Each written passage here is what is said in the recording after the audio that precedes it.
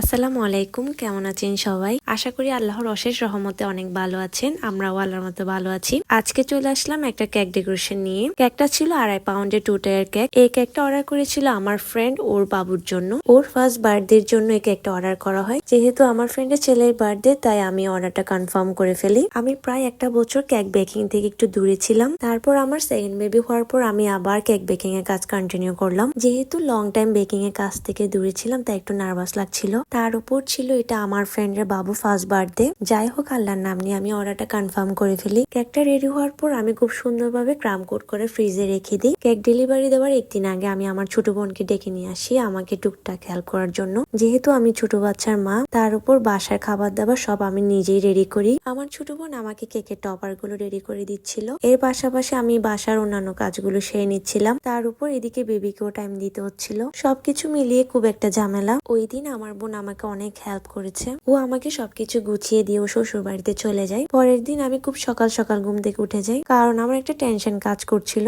কেকটা আমি সুন্দরভাবে ডেলিভারি দিতে পারবো কিনা, ওর পছন্দ হবে কিনা। এসে কেকটা পৌঁছে না দেওয়া পর্যন্ত টেনশনটা আমার মাথায় ঘুর ঘুর করবে। কেকটা ডেলিভারি দেওয়ার 1 ঘন্টা আগে আমি টপার গুলো সেট করে নিচ্ছিলাম। যখন আমি কেকটা ডেকোরেশন করছিলাম, ওই সময় দেখে আমার বাবু ঘুম থেকে উঠে যায়। তারপর ওকে ঘুম পাড়িয়ে আবার কাজে লেগে যায়। এইদিকে ডেলিভারি ম্যানকে আমি 3টে আসতে বলি, উনি চলে আসে 1টায়। তো আর কিছু করার ছিল না, আমি তাড়াহুড়া করে কয়েকটা ছবি তুলে ফেলি। তারপর আমি কেকটা খুব সুন্দরভাবে বক্সে সেট করে ফেলি, যাতে ডেলিভারি দিতে কোনো প্রবলেম না হয়। ডেলিভারি চার্জ একটু বাড়িয়ে দিয়ে আমি ভাইয়াকে বললাম কেকটা সুন্দরভাবে পৌঁছে দিতে। আমার ফ্রেন্ড কেকটা রিসিভ করার পর আমার একটু টেনশন কমে। আমি সবসময় আমার আল্লাহর কাছে শুকরিয়া আদায় করি আমার এই ব্যস্তময় জীবন নিয়ে। আমি বাসায় একদম অলস হয়ে বসে থাকতে পারি না। আমি সবসময় চেষ্টা করি কাজের মধ্যে দিয়ে আমার দিনগুলো পার করতে। আমার আজকের এই ব্লগটা আপনাদের কেমন লেগেছে জানাবেন। সবাই ভালো থাকবেন। আবারও দেখা হবে অন্য আরেকটি ব্লগে। আল্লাহ হাফেজ।